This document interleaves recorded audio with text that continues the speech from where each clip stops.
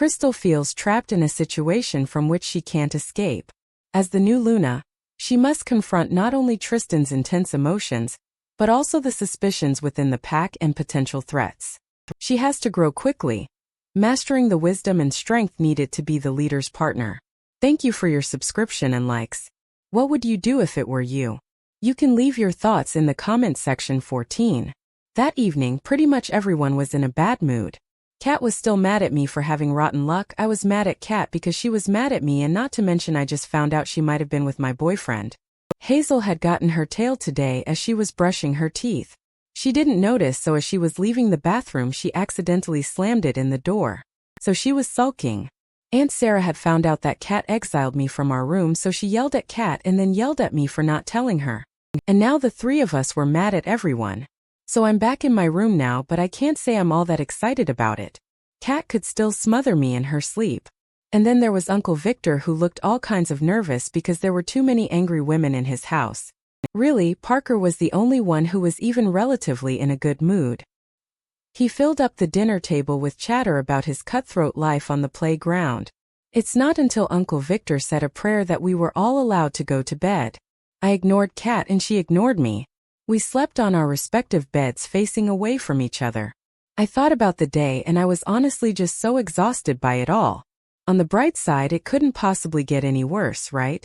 The next morning, I woke up way too early for any normal human being again. Today, I had the option of changing right into my training attire before heading off. Kat happened to wake up, and when she saw me, she just scowled and walked right past me to our bathroom. Aunt Sarah was up and had made me breakfast even though I insisted she didn't have to. I walked to school alone. Through the dark woods because of course the sun hadn't come up yet. I had to say, I really did enjoy the few moments of peace without expectations or pressure, or anyone being mad at me. It almost made me wish Roman was here to take this short walk with me. He enjoyed these hours when it was too early for the sun to be up. He usually chose this time to go for jogs or to go hiking. He always invited me to join him, but this girl loves her sleep way too much. Oh, how I miss my bed. Thought suddenly came to me. Was that why Roman would always go for hikes and runs? To survey the territory. Whenever someone said his name now, it was always accompanied by spy and traitor. I always wanted to jump into those conversations and yell at anyone who would ever dare call my sweet, kind and loving Roman any of those things. But what did I know? He lied to me too. I got to school and found everyone in the gym already. Today I was 10 minutes early. Ha! Take that, Instructor Peter. I scanned the room. Andre and Allison were by the bleachers. Andre was demonstrating some kind of punching gesture. Bea and Courtney were not too far, chatting. Well, I guess everyone was here except Mr. Grumpy Pants. I honestly contemplated staying in the same position until the instructors showed up just to avoid having to sit by myself. But I knew everyone had already noticed me, and turning around would make Bea and Courtney think they had intimidated me. Well, they had. I saw the way the girls trained and they definitely did not come to play. I was about to walk into the gym when I heard a voice coming in from the hallway. Will you drop it? I'm sure it's nothing. It was Joshua. He sounded irritated. Nothing. That must have been Michael. He sounded hysterical. Josh, he called an emergency defense meeting yesterday. That's not nothing. There must have been a security breach or something must be wrong. And you think she knows something about it? Josh grumbled. Was I being paranoid? Or was the way he said she vaguely familiar? It sounded like he was talking about someone he definitely wasn't too fond of. Crystal Swan. Well, after what you saw last night, I could hear their footsteps getting closer. They were going to find me here and probably think I was spying. I should probably move before oops, too late. The twins showed up. The minute they spotted me, Josh turned to look at Michael, who just looked panicked. If I thought fast, I would have pretended not to have heard anything and just walked through that door. But my slow butt just kept staring. Hi, Crystal. Michael greeted. He scratched the back of his head. Funny bumping into you here. Josh and I were just talking about you. Joshua looked at his brother with narrowed eyes. I mean, not right now. In case you overheard anything. Joshua shot him another look. So they were talking about me. Emergency defense meeting. Security breach. It didn't take long for me to connect things. Last night with Tristan in the woods. Was something wrong? I fought the urge to gulp as another thought came to me. The voice I heard yesterday. The one I thought had belonged to Roman. I didn't hear anything. I spoke immediately. Michael looked relieved, but Joshua just rose his brows at me. He obviously didn't believe me. So another comparison between the twins. There was the gullible twin and the ever-suspicious twin. I'm going to go now. Michael spoke, smiling at me. I just wanted to walk my brother to his training session. You know how nerve-wracking these things can be for him. Poor kid can't even sleep anymore. Joshua shot him daggers. Bye, Mikey. He spoke sternly. Michael chuckled uneasily. Right. I gotta go, but I'll see you around, Crystal. He asked hopefully. I looked at Joshua just in time to see him roll his eyes. I turned to look at Michael, who was still staring expectantly. Sure. We did go to the same school after all. Michael beamed like I had just promised him what he had always wanted for Christmas. Cool. See you later then. He spoke before turning to leave. He turned way too quickly and slammed his shoulder into a wall. I flinched on his behalf. His face turned pink. Stupid wall. He muttered before walking away. Okay. Every interaction I had with him was weirder than the last. I turned to look at Josh. His cheeks were also tinted pink. Was he? He rubbed his shoulder and quickly turned around to walk into the gym. That's strange. It's almost as if he was mirroring Michael. I walked into the gym after Joshua. I had questions about what had happened out in the hallway, but I already knew I couldn't ask him. I had better luck with Michael. Would that actually be a bad thing? Michael seemed to not have a problem with me like his brother. Or at least that's what I thought his weird behavior meant. Could I ask him for answers? Maybe I was crazy. Maybe that wasn't Roman's voice in the woods. But then why did I feel so hopeful? If the twins knew something, I mean, they are the Alpha's little brothers. But Roman wouldn't come back. He would be stupid to do that. If he got caught, they would kill him for sure. Was it wrong that I wanted to see him again though? To hold him? To speak to him? There were so many questions I needed to ask. The most important one being why. I had hardly stepped into the gym when I heard a commanding voice from behind me. Apprentices. Line up. Instructor Peter. He walked in. Without May. This was going to be an interesting session. Everyone rose up and rushed to the center of the gym. I was still standing behind. Instructor Peter shot me a hard look. Oh. I quickly rushed to join the line, standing at the other end beside Allison. I hope you all slept well. I looked at the other apprentices. I don't know about them, but I had stayed up late studying the content May gave us. If I was going to suck at the physical component, I should at least thrive in the theory. Instructor May will not be joining us for the morning training today. She has other obligations, but I trust that you will see her this afternoon for your lessons. Okay, let's get started. Yesterday's session showed me two things. One, most of you are physically fit. He might as well have just said my name right there. Two, some of you aren't very good partners. Again, he should have just said my name. B and Courtney were best friends. Andre and Allison seemed to be getting along well, even though they seemed like polar opposites. Andre was pretty loud and talkative while Allison was more quiet and reserved. They seemed like a good match though. I even saw them talking during school hours yesterday. They seemed to be getting along. Then there was my partner and I. I looked over to where he stood in line. He didn't even spare me a glance. Because of that and some recent developments, me and some of the people in the defense ministry have come up with these. Peter dropped his training bag in front of us. He crouched down and took out two thin black bracelets. These are only prototypes, but they're the Silvercrest pack idea of ankle monitors. They're still in development, so congratulations. You guys will be the first to try them out. What do they do? B asked.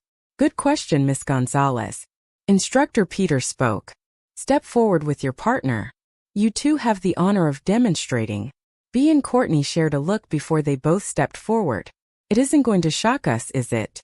Courtney asked warily as Instructor Peter latched the thing onto her wrist. Yes. Yes, it will. He spoke with no smile on his face whatsoever. What? Courtney yelped. Okay. Instructor Peter exclaimed. He stepped back after putting the bracelet on B as well. Now watch carefully. He spoke. Walk to the opposite ends of the gym, you two. Courtney eyed B warily, but B just shrugged and started walking. Courtney shortly followed suit and started heading in the other direction away from her. When Courtney almost reached the basketball court, I was wondering what the bracelets were for until I heard Courtney scream. B quickly turned to her. Courtney was rubbing her wrist. Shocked me. Courtney screamed. I said it would, didn't I? Instructor Peter spoke nonchalantly before gesturing for the two girls to come back. They're called A1 bracelets. They're primarily designed for guards who have the job of transporting prisoners. He explained. The one Miss Gonzalez has on is the primary, so in this case Miss Duncan has on the secondary. She is assumed to be the prisoner. Okay, boss man, how does this have anything to do with us? Is our next lesson bringing in prisoners? Andre looked way too excited in my opinion. Peter gave him a blank look. No. He reached into his bag and took out 2 more pairs of bracelets. Your job is to learn to get along with your partner by spending at least 14 hours in a day with them. What? Joshua spoke. Instructor Peter rose a brow at him. Problem. Joshua pressed his lips together. No, instructor. Well, I wasn't too excited about it either. 14 hours. Within 10 feet of Joshua Melrose at all times. What if we need to go to the bathroom? B asked. It's then that I noticed she was glaring at me. I'd be spending all that time with her boyfriend after all, which meant I'd have to spend time with her. Oh no. That's for you and your partner to figure out. He spoke before handing the bracelet sets to Allison and I. I turned to Joshua. I looked down at the 2 bands. They had red dots on them. You could easily make out which was the primary. It was a bit thicker and had a red strip. I looked at the bracelets again and then at Joshua, who had finally bothered to approach me. To be the shocked or the shocker? I was tempted to give him the secondary bracelet, but my stupid moral compass pushed me to give him the primary. If he was surprised, he didn't show it. He just took the bracelet as if it was obvious that he would be the one to get it in the first place. Don't think I'm doing this as a punishment. Learning who your partner is in and out is a requirement that could cost you your life. This is the person you could be trusting to have your back in war. I thought we only had our partners for the week. How are we supposed to get to know them within that short period of time? Allison asked. Instructor Peter tucked his hands behind his back. New directives from the Alpha himself. Following previous occurrences, he has decided that partners will be maintained for at least a month. What? What? B shrieked before turning to glare at me again. But I mean instructor. Instructor Peter didn't even give her a chance to finish. 1 Corinthians 13 verse 11. Candidate. He barked. B looked down at the ground in shame. When I was a child, I spake as a child, I understood as a child, I thought as a child, but when I became a man, I put away childish things. Instructor Peter nodded. Exactly. You all might be young, but you need to understand that what you've signed up for is service to your pack and your alpha. Being an apprentice could also mean going to war alongside your alpha. It could mean dying alongside your alpha. It could even mean having to take over leading the pack in the absence of your alpha. You are to be his crutches. If he says jump, you jump. If he tells you to freaking put on a show at the nursery school, you drop what you're doing and go entertain those brats. You work for him now. And working for him means following instructions. Am I clear? He barked. Yes, sir. We all responded simultaneously. Peter nodded. I hadn't even belonged to a pack until I came here, and now I was laying down my life for a job I didn't even want. Loyalty is something crucial for the apprenticeship. Roman broke that. I had been dreading taking on the duties of the apprenticeship from the beginning. It's only now that I realized that the duties of the apprenticeship were really duties towards the alpha. Duties towards Tristan, my rejected mate. How was I supposed to pledge allegiance to someone I had hurt like that? How was I supposed to work under Tristan with this secret between us?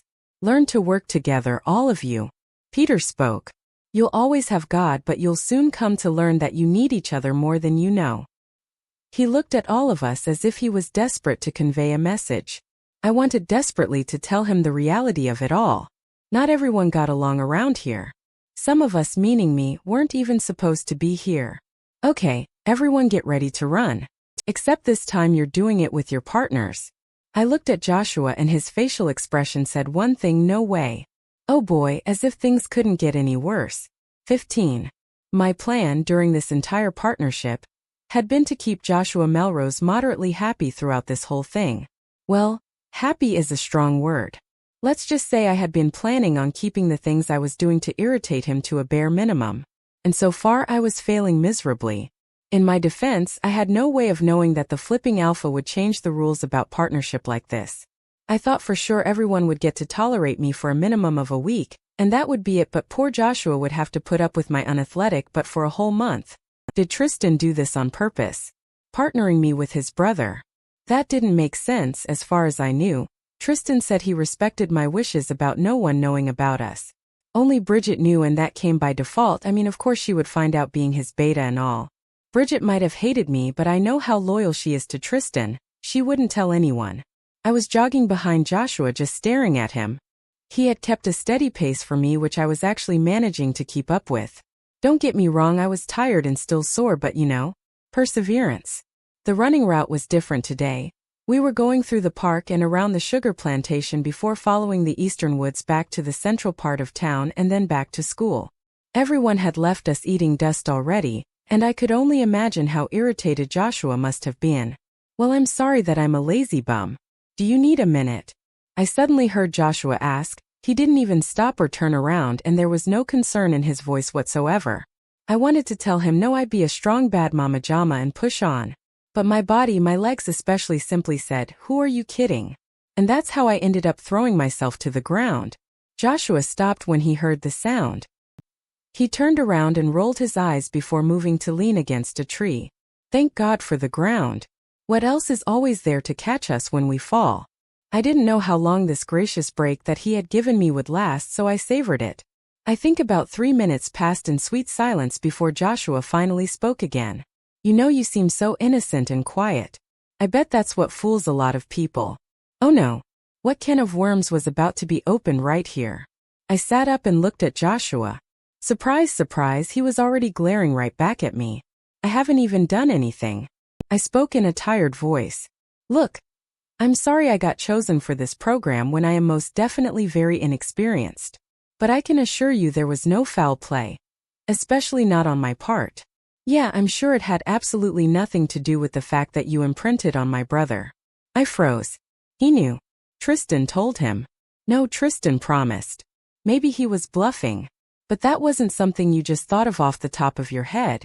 I placed my hand on my chest, feigning disbelief. Act surprised, Crystal. I don't know what you're talking about. I responded, trying to sound outraged. Obviously my acting skills could use a lot of work. Joshua cocked his head to the side and gave me this look that said, "Really?" I let out a sigh. How did you know? I'm not stupid. Some halfling girl moves to Woodfell and suddenly my brother is making weird, private rendezvous. And acting like his head isn't screwed on right. I know my brother, he's the most focused man I know, and suddenly a girl shows up and he's getting distracted and disappearing all the time.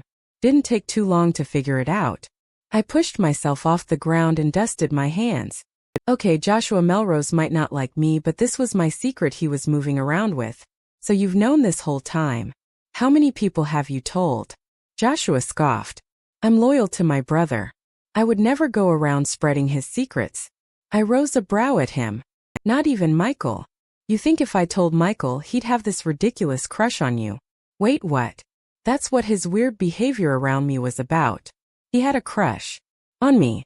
Michael Melrose had a crush on me. Michael Melrose, who was Silvercrest royalty, had a crush on a halfling. Must be a Melrose boy thing. Stop playing dumb already. Don't you get it? I see right through you. You're a spy. A spy. I repeated the words in shock.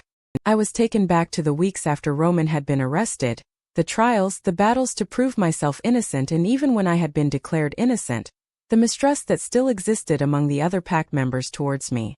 I was angry and hurt then, but now I was just angry. I am not spy. I yelled as I marched up to Joshua. Yes, you are. Joshua argued. All evidence proves how guilty you are. The courts might have failed to prove it, but I know they saw it. Oh, enlighten me on this evidence, please. I spoke sarcastically. Your little boyfriend, Roman, was brought here as an orphan with nowhere to go, or so the story goes. And weren't you brought here for the same reason? Because apparently your family didn't want you. Tears started forming in my eyes and I tried to blink them away. You don't know anything about me. I know enough. He continued, there was bitterness in his voice. The fact that you imprinted on my brother must have made things so much easier, huh? Whoever sent you here must have known what a huge weapon you would be.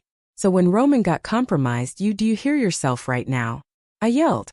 I didn't know about Roman's double life, and I am so sick and tired of everyone in this pack making it seem like I did.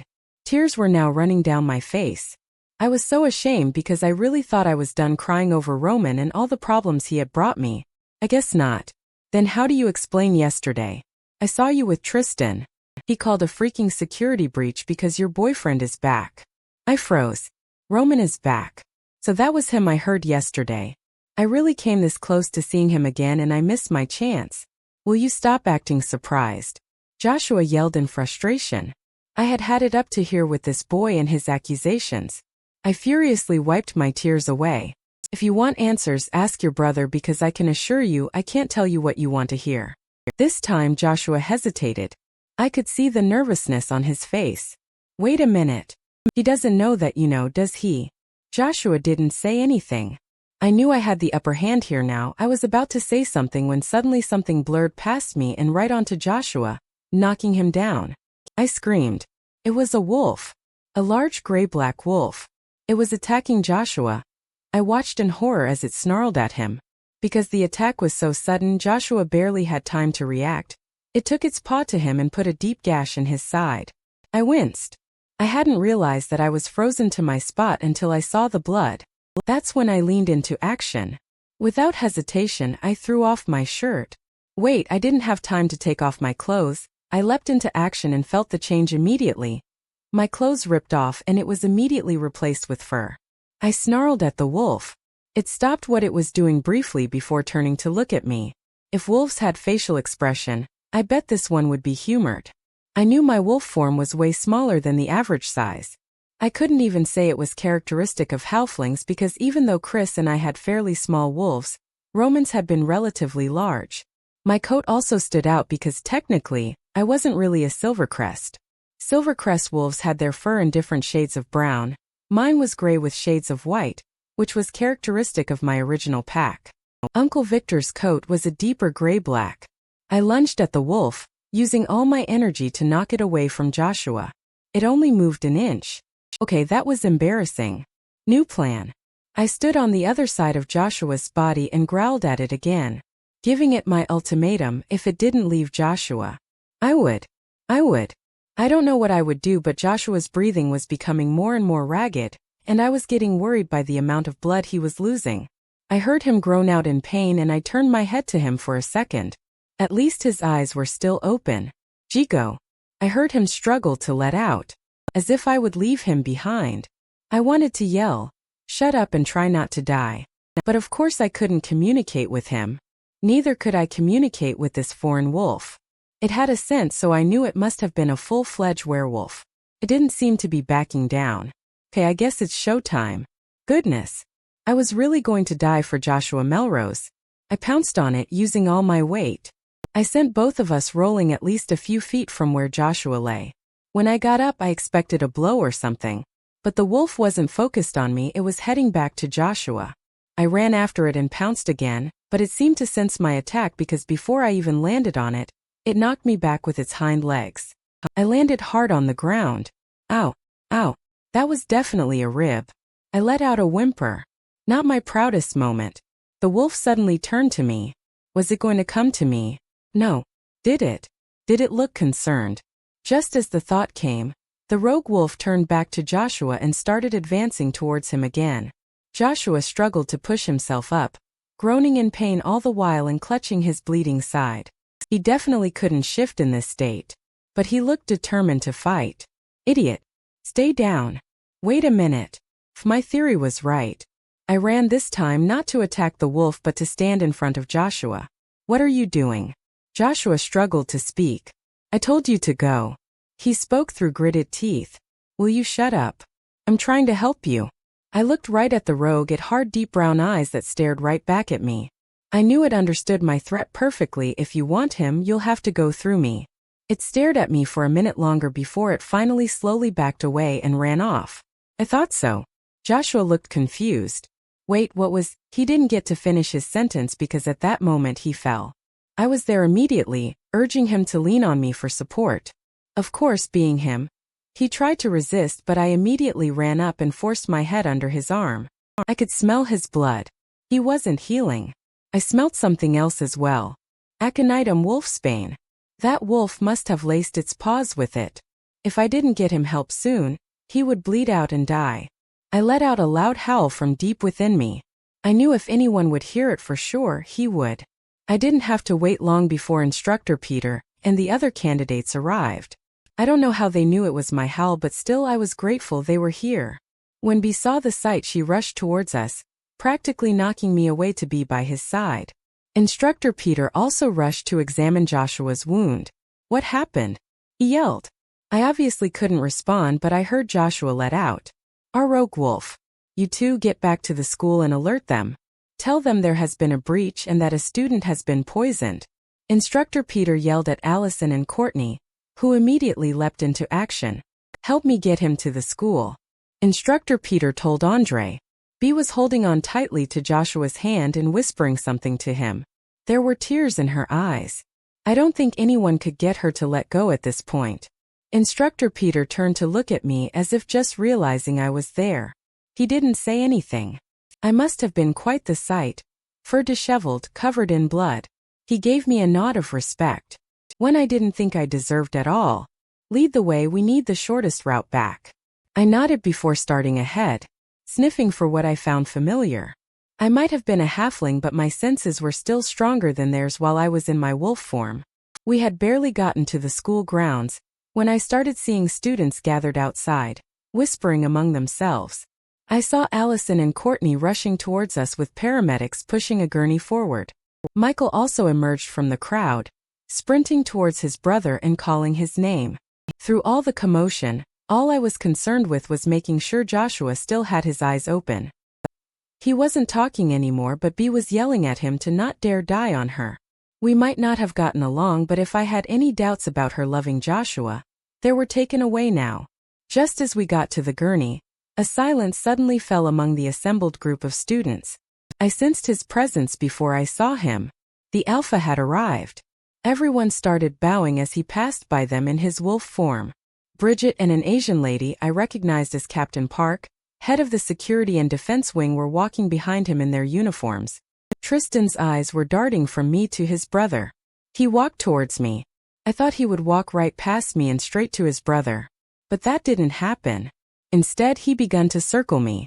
Bridget and Captain Park stood aside.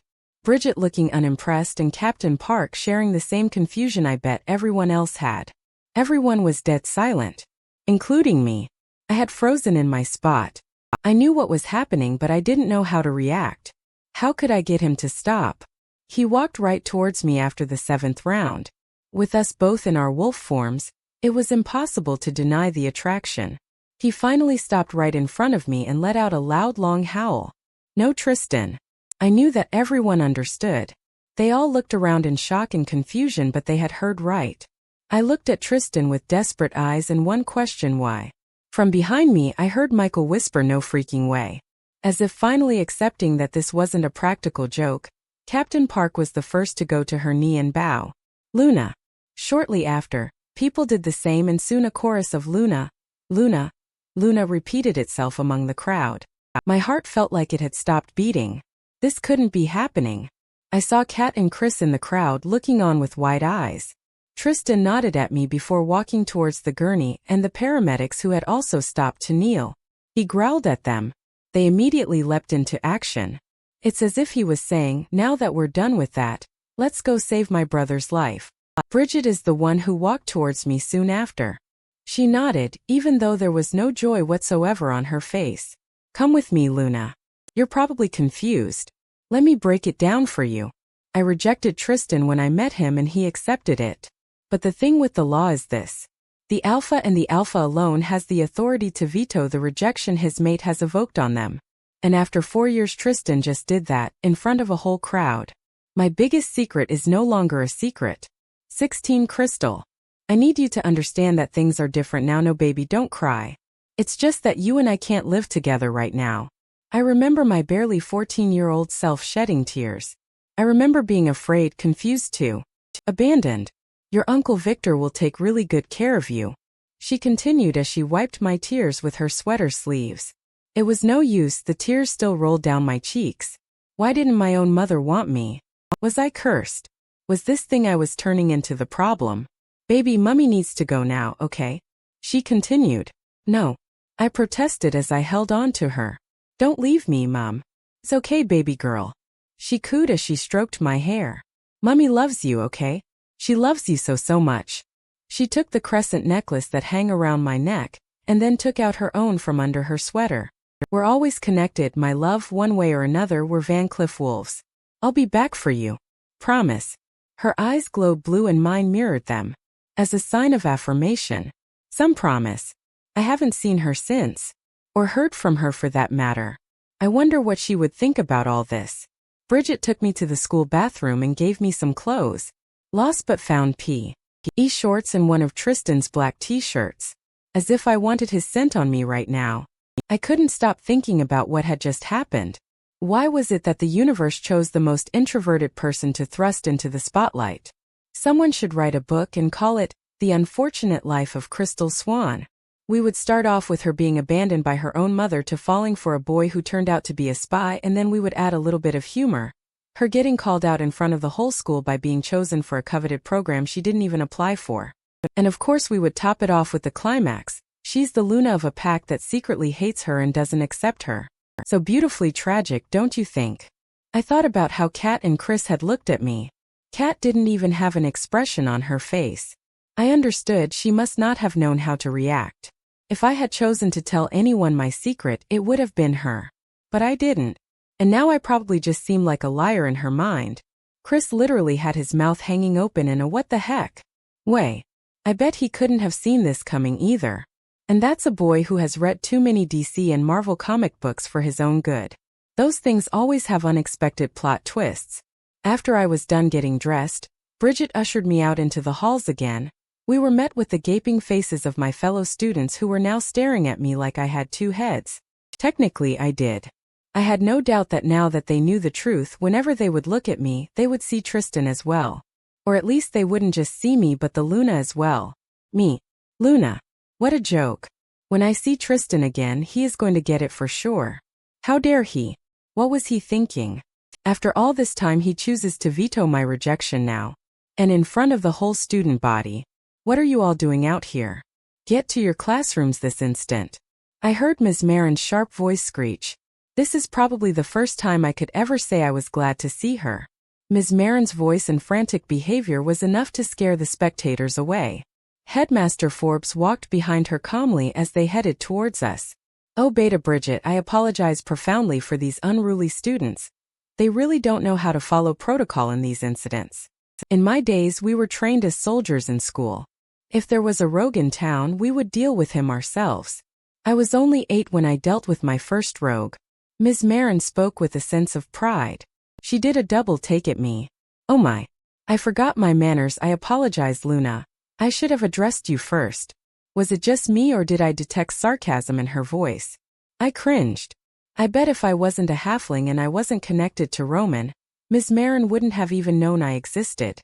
Ms. Marin was old-fashioned, so that meant that in her books I didn't deserve to be Luna. Headmaster Forbes nodded at me. Luna Crystal, how are you? Did you get hurt in the altercation? He asked. At least he wasn't acting like I was suddenly the queen. I shook my head. I'm fine. My voice croaked. They were the first words I had let out since everything had happened really. I didn't realize that I had quite actually been stunned into silence. Not to mention I had been in my wolf form for almost all of it. I need to secure the Luna. Bridget spoke. Headmaster Forbes, Vice Headmistress Marin. Put the school on lockdown as soon as we leave. Make sure all your students are accounted for. Soldiers will be dispatched here in a few minutes. The two nodded. It was weird seeing Bridget give these two people, who were in charge of me at school orders, especially since she was much younger, around Tristan's age. Do you have any idea who the rogue was? Ms. Marin asked. The nerve. Coming into Silvercrest Pack territory and trying to kill the Alpha's little brother.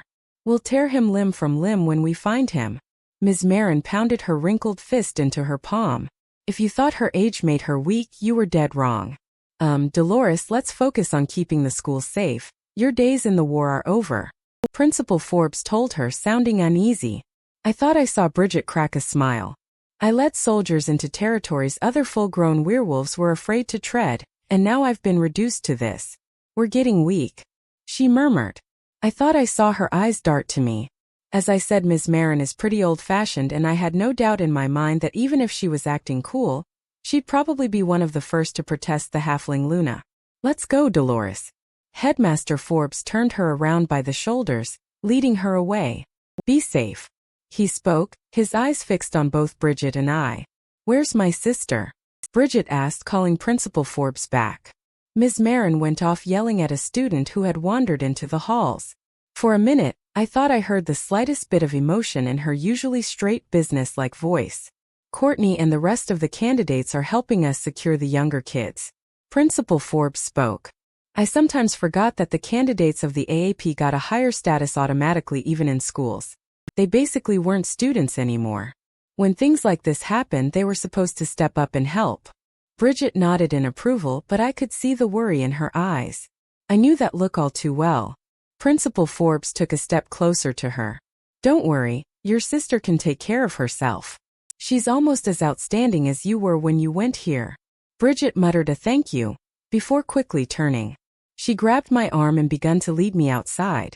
So she did have emotions after all. I'm sure she'd rather be with her sister right now, and making sure she was okay than be babysitting me. She led me to the staff car park where an SUV was parked and opened the door for me. I was surprised to see May in the front seat with a man I actually recognized in the passenger seat. Raphael. Was it? The soldier who had been in the woods with Tristan last night. They were both dressed in the full defense uniforms. So was Bridget actually. May nodded at me with a serious expression on her face. Luna. Raphael looked at me and did the same. I wanted to yell at them, but quite frankly I had no energy. I was still covered in Joshua's blood, and now that the adrenaline had worn off, I was slightly shaking from what had just happened. I just wanted to be in my mother's arms. Well, I guess in Aunt Sarah's arms. Bridget, Raphael, and May were all having a conversation in code, but it was kind of obvious what they were talking about. The security breach. The attack. The Alpha's little brother. Raising security. Security and defense meeting. Captain Park. I thought they would take me home, or at least I hoped that's where we were going. But when I saw the routes they were taking, I knew that wasn't the case. Where are we going? I asked Bridget. If possible, this situation seemed to make her detest me more. We need to secure you at the Alpha's manor. She responded before going back to engage in conversation with the other two. I sunk back in my seat knowing I wasn't getting anything else out of her except maybe a slap. I had a lot more questions though. Who was that rogue wolf? Had it been sent to assassinate Joshua, or was he just a random victim? And most importantly, why didn't it hurt me? The same name kept popping up in my head, Roman. Was that wolf part of the pack he was spying for? Had it been given instructions not to hurt me? Did he even care that much? The vehicle came to a stop outside two black and large double gates. Let the Alpha know that the Luna has landed. May spoke. Bridget nodded and her eyes flashed green for a minute or so. That's how they communicated, I guess. We had learnt the basics of opening your mind to other wolves in your pack in the fundamentals of shifting class. But it was a rare occurrence, especially in my generation. People didn't want their business broadcasted to the entire pack. But there were exceptions, like some married couples and people who were close enough and trusted each other. I guess the Alpha had to have constant communication with his beta, so it made sense that he had access to Bridget's mind and her to his. I don't know why it made me feel some type of way. She knew his thoughts better than anyone. All his deepest secrets and desires. Everything he thought about me. His greatest fears and loves, she knew his mind, and that scared me because it also meant she knew him in this intimate way that no one else could compare to.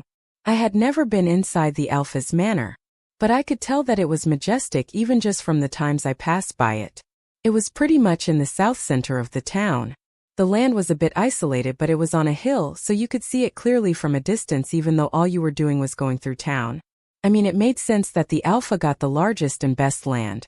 And I was pretty much impressed with the whole layout. It was so beautiful and green with just enough trees for it to not be a full-on forest. As we drove in, I was in awe at the beautiful land. A well-kept expanse on uneven land dominated the front lawn. You wouldn't even be able to detect the house at first glance because it was hidden behind two tall, large trees. And considering we were on lower ground, but when we drove around the driveway and finally got to the top, the front of the house came into view. I looked up at the cream-colored mansion. Come on. Bridget spoke. I didn't realize she had already gotten out of the car. She was standing with the door open for me. Oh, I quickly scrambled out. The Raphael man and May were there as well, still talking in their flurry of code as they led us towards the house. I wasn't really paying attention. I was still thinking about all that had happened. The adrenaline that had filled me in the moment Joshua had gotten attacked had long since faded away. And now I was just tired, scared, and angry. Tired at the events. Scared of the attack and what it could mean. And so mad at Tristan. We need to question the Luna. Now those words caught my attention. It was the Raphael guy. We had stopped at the two large wooden doors that marked the entrance. May gave him a warning look. Not now, Raph. She spoke in a slightly hushed voice. The man ignored her completely and turned to me, taking a step closer in the process. I turned to look at Bridget, but she was also just staring at him as if wondering how far he would go with this. He gave me a stern look. Did you see the wolf that attacked you, Luna? He asked. Yes. I hesitated a bit as I responded. He was looking at me so judgmentally, like he had already made up his mind that I was guilty. The image of the wolf was pretty much stuck in my mind. It was black with some gray but mostly black. And it had these dark brown eyes. I shuddered just thinking back to how it had clawed Joshua. So easily. Sometimes I forgot how fragile human flesh was. Did you pick up its scent? Bridget asked from behind me. It smelt. It smelt a bit like any other Silvercrest wolf. I answered. I saw Bridget share a look with May and Raphael. What is it? I asked, turning to look at all three of them. Halfling. Raphael spoke. I froze. Wait, what? Halfling wasn't a dirty word, but the way him and some other people said it made it out to be. Was he allowed to talk to me like that? I mean, I wasn't up for this Luna title, but if I was he allowed to say such things? Don't look at me like that, you know I'm right. Raphael spoke more firmly. Bridget's voice was warning. I don't mean to hurt the Luna's feelings. Judging by his tone, he most definitely did. But we saw this in the war. You two might not have fought, but Tristan and I did. Halflings are good tools. They don't have a scent, but they can adapt scents. That's why she smells like a Silvercrest, because she's always around us. Not to mention, his paws must have been laced with wolfsbane. Normal wolves burn at the touch, but halflings can withstand wolfsbane to a certain extent. So what are you trying to say? That we have traitors in our midst? Bridget asked. It would make sense. Where else would the rogue get our scent? But who? You weren't hurt, were you, Luna? Raphael continued. I smell Joshua's blood, but none of hers. I already sensed an accusation in his voice. It didn't come after me. I admitted. It was focused on Joshua. And why is that? How am I supposed to know? I muttered. Joshua's accusations in the woods came back to mind. Telling them about the argument we had definitely wouldn't help my case. It would just make me look more guilty. Raph, save the questions for the defense wing. Bridget snapped. I turned to look at her in gratitude, but she just looked away from me. I know she hated me, but she didn't actually believe I had something to do with this attack, did she? I looked at May. What about her? Did she think I was guilty? Nana Francesca is here. Bridget suddenly spoke, stopping the conversation entirely. We all turned to see a black SUV approaching us. Oh no. May cringed, looking at me in fear. Wait. What was going on? Bridget, May and Raphael all stood at attention as the car stopped in front of us. Was I supposed to stand at attention as well? What in the world? Two women, dressed like the three soldiers I was with, got out of the front and one opened the back door. A lady in a black dress with a floral blue scarf and dark shades covering her eyes got out. She swiped off the sunglasses and narrowed her eyes in our direction. Oh, Lady Melrose. Tristan's grandmother. I had never met her, but it was well known in the pack that she was the senior-most Melrose still living, and not to mention, she had been married to the Alpha, Tristan's grandfather. Bridget. Her voice was sharp but surprisingly calm. I thought I saw Bridget flinch. Yes, ma'am. Why is the Silvercrest Luna covered in blood? She spoke as she slowly walked up the steps to us. The two women followed. They were obviously soldiers as well, with their synchronized and orderly steps. My first thought was, she knows about Tristan and I. Then my mind reminded me, everyone knows. There was an attack, ma'am. Josh, she held a hand up, stopping Bridget. I am not asking about Joshua. Joshua is in the hospital. The Luna is here, still covered in his blood. Standing outside her new home, looking like a stray. What kind of welcome is this? She asked in outrage. Bridget flinched again. No ma'am, we just got here. We just got here. Nana Francesca mimicked her voice. She walked up the last step and reached us. She took my arm and started leading me into the house. I told Tristan that putting such young people in his council was a bad idea. You know nothing about etiquette. She turned to look at May. Didn't they teach you anything in that fancy expensive apprenticeship class? God knows you must have learnt something at that expensive college paid for by PAC funds. May gulped. Lady, how in the world are you going to marry my godson? How will you keep your children? Godson. Mary. May is engaged. Lady Francesca turned to look at me. Her face was so strikingly beautiful, and she didn't look as old as I bet she was. She had Tristan's eyes too. A light, clear green that reminded me of lemon leaves. She was about to say something, but another spoke instead. Lady Melrose, we need to question the Luna, and Raphael started. The old lady turned suddenly, dropping my arm in the process. Son, she whipped her scarf back. I have never heard such nonsensical language in my life. You want to question the Luna as if she were a criminal. Raphael blushed deeply. He scratched the back of his head. No ma'am, it's not that, it's just that she was a witness. And are you still talking, son? Don't make me tell your mother about this. Oh, Gloria will be livid.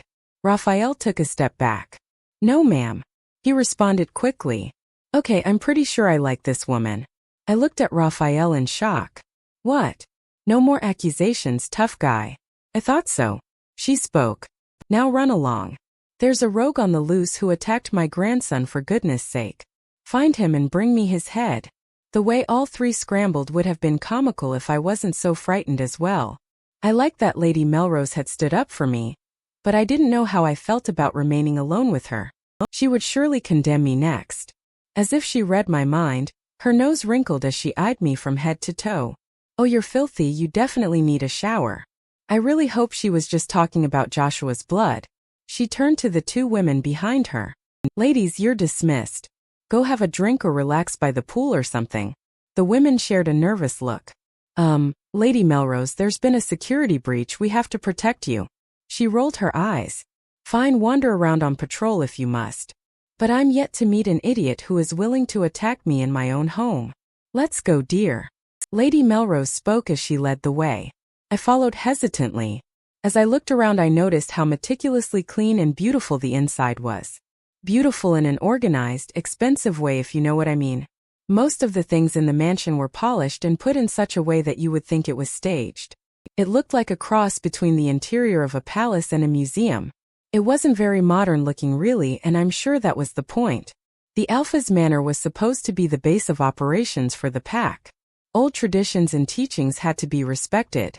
I suppose you've never been here. So let me be the first to say, welcome to the Melrose Manor. Lady Melrose spoke. It was built in 1884 and has been in the family for years, only ever taken over once by a rival pack, and oh, why am I even bothering with history lessons? You children of these days hardly ever care about anything. I wanted to tell her that I actually quite enjoyed history, but I honestly still wasn't able to talk. I was looking around, marveling at everything. So this is where the Melroses lived. Like every day. Lady Melrose walked down hallways, past closed doors and others open. I got a peek of a room with an ivory piano by the window. We met two maids on the way who were carrying trays. They immediately stopped and bowed. Lady Melrose, Luna. They greeted. Ladies. Lady Melrose spoke. Please send Anita to Tristan's room this instant. She told them. Yes, ma'am, they quickly responded before rushing away. Lady Melrose kept walking. Oh, I do hope they catch the scoundrel who tried to kill poor Joshua. These breaches are so stressful, they get in the way of everything. I can't even go out to get my hair done without Tristan sending troops to escort me. Bless his soul, but my grandchildren can be so annoying sometimes. I mean, what has all that training taught Joshua? How to get attacked? I was shocked that she would say such things in light of the situation. Joshua was probably fighting for his life as we spoke. She walked into a room, flinging open a door. I was immediately overwhelmed by Tristan's scent. It was a large room with a king-sized bed in the middle, covered by a black satin duvet and black and white pillows. The drapes were drawn and they were a dark red. There were 2 plush, red velvet seats that stood out looking the French window. A small wooden table sat in between the chairs with papers and a journal. In my opinion, the room was unnecessarily large for the few things in it. Oh dear, he has been so messy. Lady Melrose wrinkled her nose. Other than the misplaced paperwork and a pair of shoes sitting out of place, I really didn't see this mess she spoke of. The door suddenly opened and an elderly lady walked in. She looked about 50 years old. She wore a simple black dress with a gray cardigan on top of it. She had horn-rimmed glasses and her hair, which had silver streaks in it, was tied in a bun above her head. "Anita," Lady Melrose spoke. "I do hope you're well." "Yes, my lady," the woman responded. She gave me a curious look. This wouldn't be oh yes. Tristan finally became a man and claimed his lady. The Anita lady rolled her eyes. "How much do I owe you? How about a shopping trip next weekend?" Lady Melrose smirked. The woman sighed. "Sure." I looked between the two of them. "Wait a minute. You two knew?" Croaked out. How many people had known my secret, for goodness sake? "So she does have a tongue," Lady Melrose told me in amusement. "I was staring to think you were one of the quiet ones. Oh, how I hate those. Francesca, have you been your usual blunt self from the beginning? You know, you could pretend once in a while when you meet new people. You'll have the girl running for the hills before Tristan even completes the mating ritual." Anita scolded her. Lady Melrose rolled her eyes and walked over to the drapes, drawing them back. "I'm too old to pretend. God knows me. No one else's opinions matter, really." The lady looked at me and sighed. "I apologize for Our Lady, but you may as well get used to her already. We did know about you and Tristan, but he didn't tell us. He doesn't even know that we knew." "But how did you know?" I asked. "We weren't born yesterday," Lady Melrose spoke, dragging her finger along the windowsill, checking for dust. I suppose she didn't find anything. She turned to me. "You'd be a fool not to notice when a man is smitten." She gave me this speculative look. "So why did you reject my grandson? Is he not handsome enough?" she asked. I felt too abashed for words. I could feel the blood rushing to me cheeks. "Numb. Oh, Francesca, stop it. It's not your business. We need to get you cleaned up, dear. Look at the way you're dressed." Anita spoke. "I'll run you a bath and find some decent clothing." She spoke before walking off into the bathroom. Lady Melrose remained studying me. "Speak if you have something to say," she told me. "You might never get the chance again. I think you've noticed that not many people here approve of you." "You think?" I wanted to ask. It was all so crazy. I was in the Melrose Manor and apparently the Luna of the Silvercrest pack, all by force too. I didn't know what to say. It was too much to wrap my head around. The only person I wanted to talk to right now was Tristan so that I could make him fix this. "Trust me, dear." I heard Lady Melrose speak. She walked towards me. "I'm your best ally here. I understand way more than you know." How? How could she possibly relate to my entire situation in any way? "What do you mean?" I asked. She smiled. "Oh, darling, I was once you. An outcast who caught the Alpha's eye. I was a refugee of one of the wars and brought to the Silvercrest pack. Oh, they hated me." She was smiling when she said this. "But the joke was on them, wasn't it? I became their queen." She laughed. She looked at me with a smile. "Let me tell you something, child, if the pack treasures their alpha, which they do, it won't matter whether they like you or not. All that will ever matter is his love for you." She made it sound so easy, but this wasn't a conventional love story. 17 Don't you eat, dear? Lady Melrose spoke. I looked at the food before me. Anita had whipped it up and it honestly smelt and looked amazing. Chicken a la king. There were chicken strips and pasta dipped in a creamy cheesy sauce with mushrooms. But my nerves honestly weren't letting me eat much. I took one bite and immediately went back to thinking about Joshua's bloody skin, about the wolf. I thought about the people back at school, Kat and Chris. Were they safe? Had they been sent home? What about Aunt Sarah and Uncle Victor? Aunt Sarah worked at the nursery school, so she would have to stay there. But Uncle Victor's construction jobs probably weren't much of a priority. I'm sure he was allowed to leave and be with Aunt Sarah, Hazel and Parker. Francesca, she obviously can't stomach the stuff, leave her alone. Anita spoke, smiling at me warmly as she came to place a hand on my shoulder. It's okay, sweetie. When my son got back from the war, he couldn't stomach anything either. I gave her an appreciative look. It honestly does taste amazing though. I tried, hoping it would make her feel better. You kids these days have such weak stomachs. Lady Melrose spoke as she dug into her own food. It was the same thing with Tristan's father, you know? She explained. I asked Jean if she was sure about that one. A few broken bones on Tristan and he was almost out the door. I rose my brows at Lady Melrose. Tristan broke his bones. She smiled. Quite the scoundrel, that one, that's why he has always been my favorite. Francesca, you're not allowed to say such things. Think about how the others feel. Anita yelled over her shoulder from where she stood by the sink doing dishes. I'm only kidding, Anita. She yelled. She then leaned closer to me and whispered, no, I'm not. I placed my hand on my mouth to stifle a laugh. I had decided that I actually did like Lady Melrose, or Nana Francesca as she specifically said I should call her. All her favorite grandchildren called her that, apparently. I was flattered. She might have been blunt and very straightforward, and to be honest, she kind of frightened me, but she seemed nice enough. And she was definitely entertaining to be around. Her relationship with Anita was particularly interesting, even though she had a good 20 years on her. I couldn't understand the dynamic little sister-big sister. Aunt-niece. Anita spent a lot of time scolding her bluntness, and Nana Francesca was unapologetic about it all. Oh, sounds like the boys are back, Anita announced as she wiped her hands on her apron. I heard it as well. A door opening and footsteps followed by voices. I'm not saying you should. I'm just saying you could use this to our advantage. Shut up, Mikey. I heard the unmistakable grumpy voice of Joshua. Dude, this opportunity comes once in a lifetime. You don't get poisoned and let it pass without using it to skip a few days of school. Come on, Tristan, tell him. I'm the alpha, Mikey. You can't honestly expect me to agree with you. I don't know if it was the mating bond, but for some reason I was more attuned to him. I could sense his aura. Just the pitch of his voice made my body twitch. I got up. Nana Francesca just looked at me with a knowing look on her face. I was compelled to follow him, to find him. It's like there was a magnetic pull. This wasn't normal. Stop it, body. Don't act like a saint. You skipped school lots of times when you were our age. I heard Mikey protest. You know what, Michael, if you want to ditch school so much, why don't we poison you instead? Joshua snapped. Come at me, bro. You can hardly walk. All I have to do is nudge you with my pinky finger and you'll be down. Try me. I heard Joshua growl. Then I heard a snarl. Guys. Tristan snapped. Oh dear. I heard Anita mutter.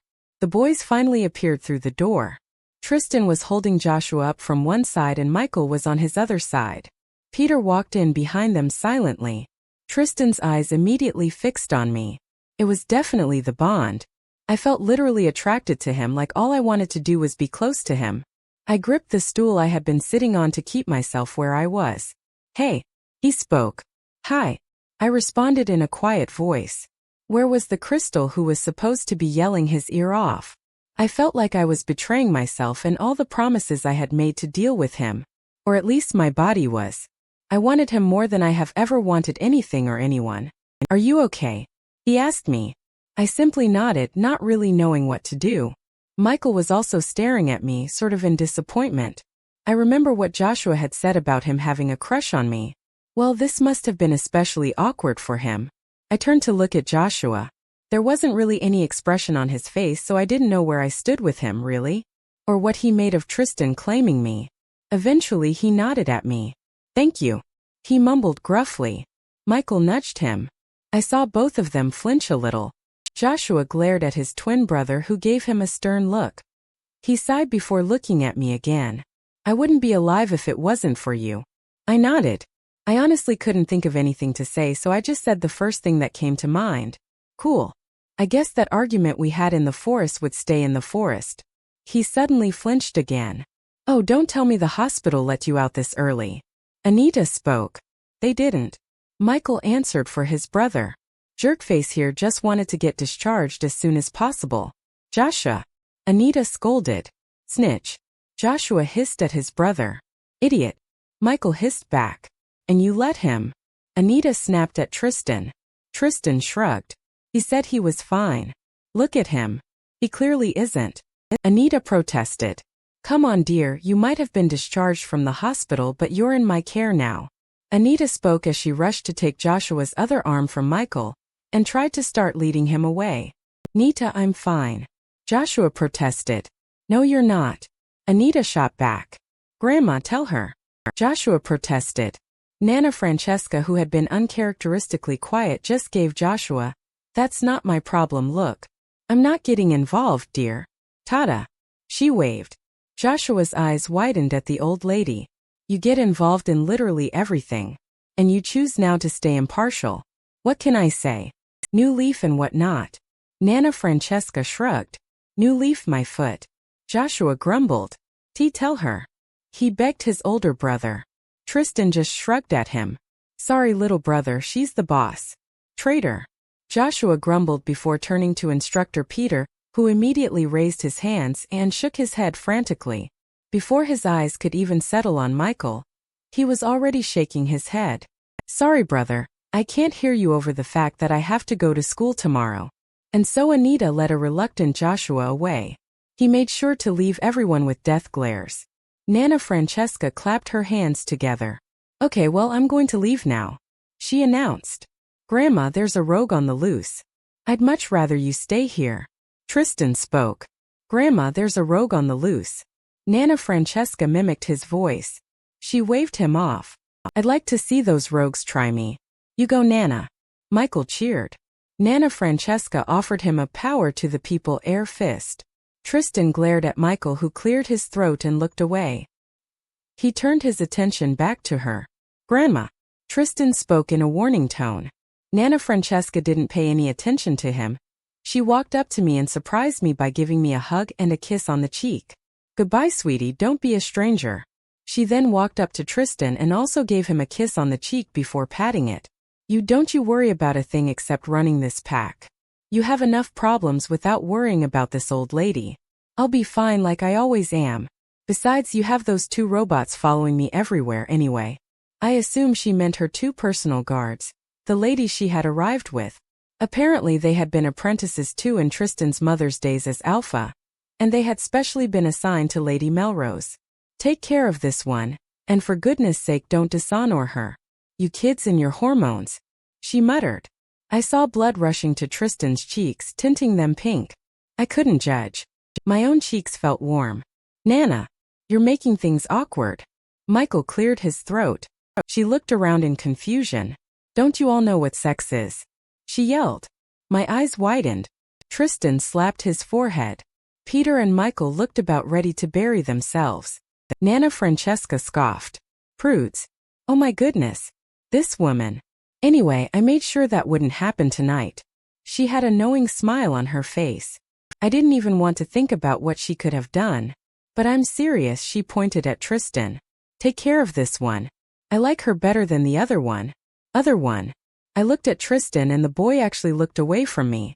Oh, now I was mad again. Peter scratched the back of his head awkwardly. And Michael just coughed. Nana Francesca seemed oblivious to the problem she had made and sauntered over to Peter to give him a kiss on the cheek. My favorite godson, she announced. He gave a dimpled smile. I'm your only godson, Nana. And for good reason too. She smiled a genuine smile. Huh. Looks like she has a soft spot for someone. I saw that fiancé of yours earlier. She added. Oh, May was his fiancée. Now it made sense. I couldn't help but actually think about what a good couple they made. I mean, they didn't show it at all during training, or I guess they pretended not to. Did you give her a hard time? Peter sighed. How else will she grow some thick skin? Nana Francesca asked defensively. Nana Peter started in a warning tone. See you all later. She sang before turning to make her exit. Nana. Michael protested. Aren't you forgetting something? He asked, holding his arms out. No. She simply spoke with a smile before turning to leave. There goes a great woman. Michael remained staring in the direction she had just gone. That hurt. Right here. He spoke as he tapped his chest. Peter walked up to him and patted his back.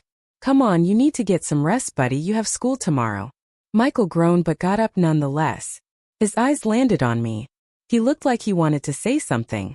He looked at Tristan, then back at me, then Tristan again. He opened his mouth but nothing came out.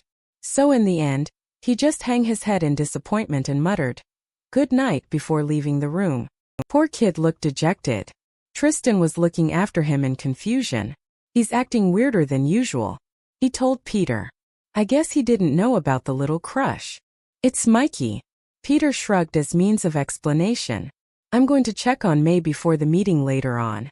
I'm sure your grandmother did a number on her." He spoke with a sigh. "Sorry, man." Tristan spoke, "But that's what you get for being her favorite. Blessing and a curse," he muttered. He looked at me. "Your bracelet will be activated tomorrow at training, by the way," he told me. We were still doing this training thing. Didn't I at least get an out after everything I had been through? "Bracelet?" I asked in confusion. He pointed at me wrist. "The proximity bracelet. Aren't you wondering why you didn't get fried when you got separated from Joshua?" Oh, I completely forgot about the black band on my wrist. I hadn't even been aware that the red blinking light had gone off. Thank you, instructor. I don't think you need to call me that anymore." He spoke with a small smile. "It's Peter to you, Luna." I guess I had achieved a boost in status after all. Okay, Peter, am I required to show up for training tomorrow?" I asked, biting my lower lip nervously.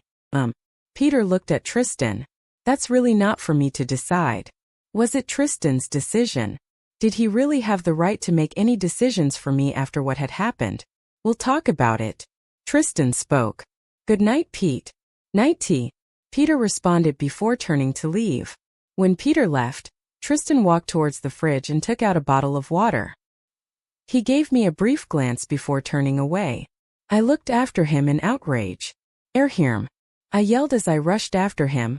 He had reached the staircase already. "Stupid long legs." He turned to look at me, a blank expression on his face. What? He couldn't be serious. "In case you didn't notice, we have a lot to talk about." Tristan turned around. "Tristan," I yelled. "Where are you going?" "My room," he responded. "I'm tired, come with me if you really want to talk."